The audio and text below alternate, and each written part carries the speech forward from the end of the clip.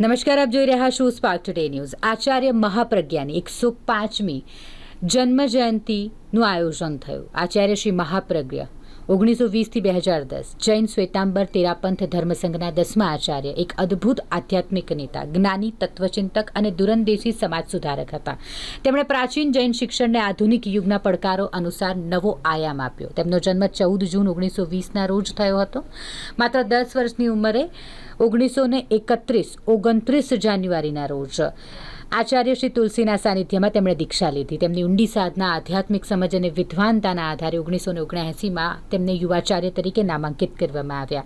5 ફેબ્રુઆરી 1995ના રોજ તેરાપંથ ધર્મસંઘના 10મા આચાર્ય બન્યા. આચાર્ય મહાપ્રજ્ઞાએ આધ્યાત્મિકતા, જૈન દર્શન, યોગ, નીતિશાસ્ત્ર, શિક્ષણ, અર્થશાસ્ત્ર અને વિજ્ઞાન જેવા વિવિધ વિષયો પર 300થી વધુ ગ્રંથોની રચના કરી. તેઓ અનેકાત્મવાદના પ્રખર પ્રવક્તા હતા અને વિવિધ પરંપરાઓના તર્કસંગત સમન્વયના હિમાયતી હતા. તેમણે ભારતના પૂર્વ રાષ્ટ્રપતિ ડોક્ટર એપીજે અબ્દુલ કલામ સાથે ફેમિલી એન્ડ ધ નેશન પુસ્તકનું સહલેખન કર્યું હતું.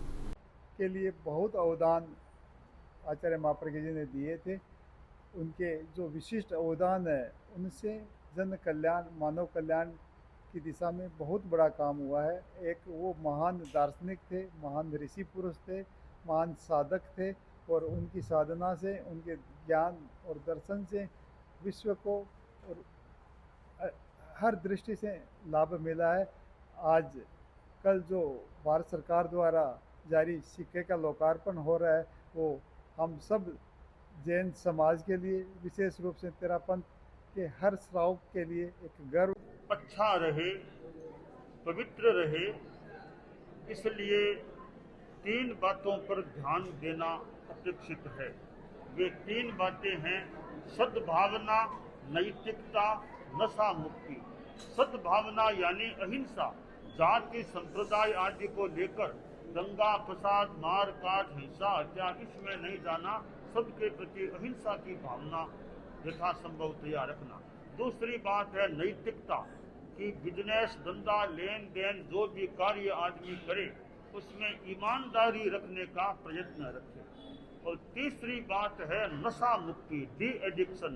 शराब, सिगरेट, बीड़ी, खैनी, गुटखा आदि नशीली चीज़ों के सेवन से बचना।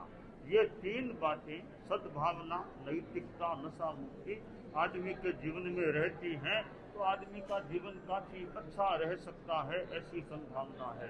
अभी हमारे जैन धर्म में ये पर्यूषण का समय आ रहा है, इसमें संवत्सरी भी है, उसमें भी मैत्री और क्षमा की बात है कि 12 महीनों में एक बार ये प्रोग्राम होता है और ये तपस्या भी इसमें करने की होती है, जैसे खाना नहीं खाना।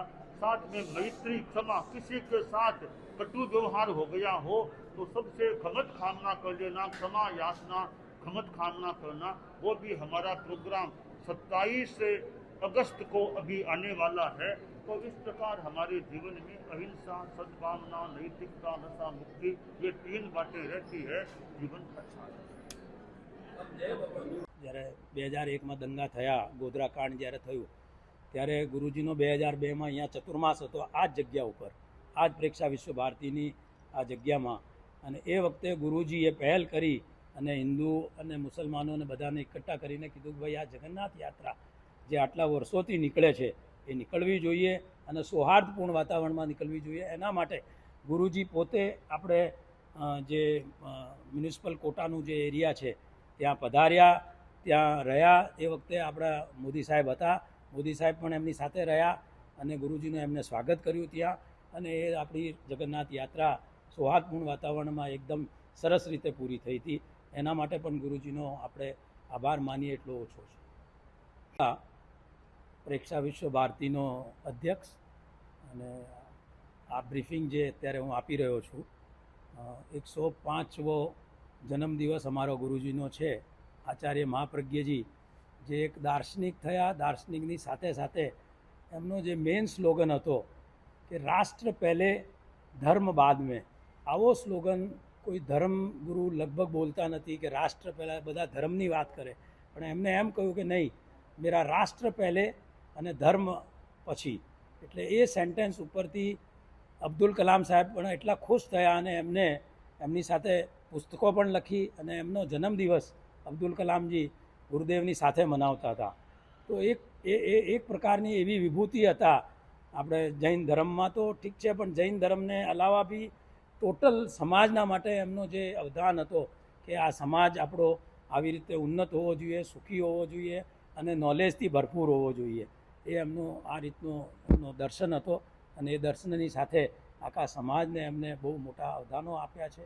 અને જેથી અમારો આ જે તેરાપંથ ધર્મસંઘ છે આજે બહુ જ અમે ઉલ્લાસિત છીએ કે આ એમનો સિક્કા માટે ભારત સરકારે એક પહેલ કરી અને અમને એની મંજૂરી આપીને સરકારે આ સિક્કો બહાર પાડ્યો છે.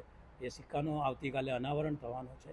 આખા હિન્દુસ્તાનમાં કલકત્તા, દિલ્હી, લાડનું અને અહીંયા કોબામાં પણ થવાનું છે. Thank you.